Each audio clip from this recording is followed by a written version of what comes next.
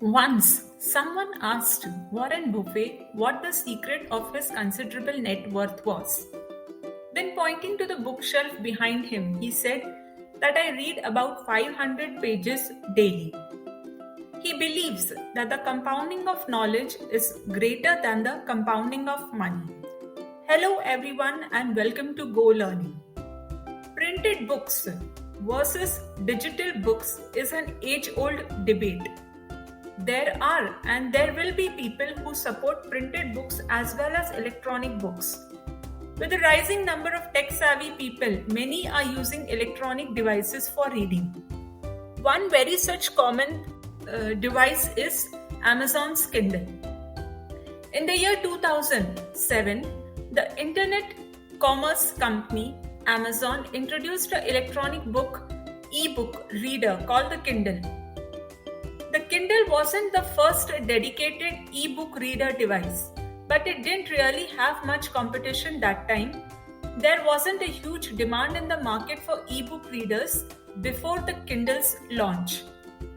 In this video, we are going to see what are the benefits of having a Kindle. The main reason the Kindle took off because it enjoys a seamless integration with the retail giant's online store, which hosts millions of titles in the electronic format.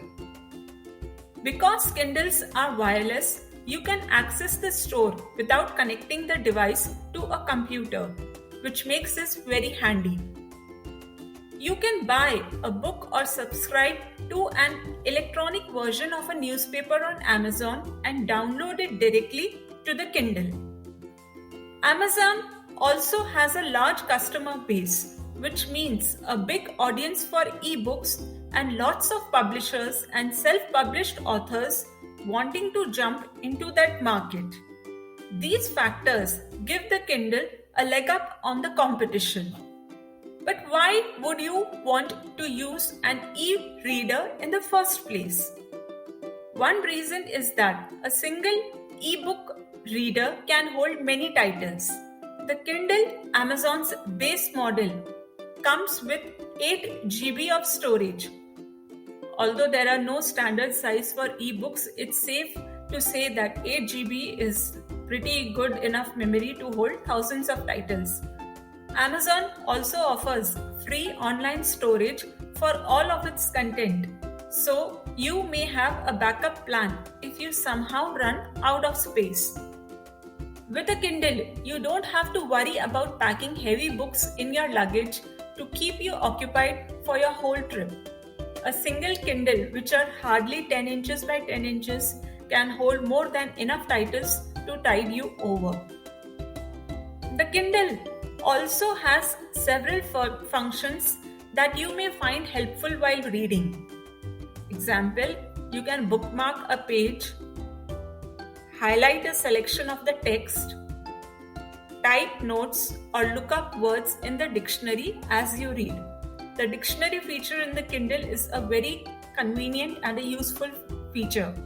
Interestingly, the biggest users of Kindles are baby boomers and older people who like the ability to make their book print larger.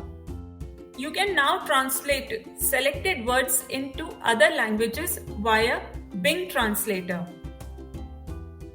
The time to read feature learns your reading habits slowly and can give you an estimate of how much time it will take you to read a chapter or the book. The X-ray feature allows you to view a graphical representation of all the passages related to certain characters, places, or recurring topics. Kindle can also handle audible files, but not MP3s. Amazon also can convert several other types of files into the AZW format so that the Kindle can read them. So you can have audiobooks as well if you are not willing to read. Also, each Kindle has a unique email address. You can send compatible files to your Kindle by emailing them as an attachment to this address. You can also connect your Kindle to a computer with the USB cord to transfer files. What if you lost your Kindle or some unscrupulous person has taken a Kindle interest in it and stolen it from you? What you have to do is go to your Amazon profile and deregister your Kindle as soon as possible. Otherwise, the thief may use your Kindle to download a library of books on your dime. So there are a lot of benefits of reading on Kindle. We can say e-books, they are still behind print in terms of revenue, but it's clear that publishing companies and self-publishers aren't going to quit anytime soon. And also the pandemic gave e-publishing a shoot in the arm.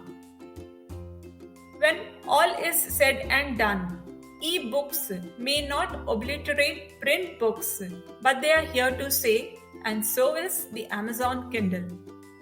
Thanks for watching Go Learning.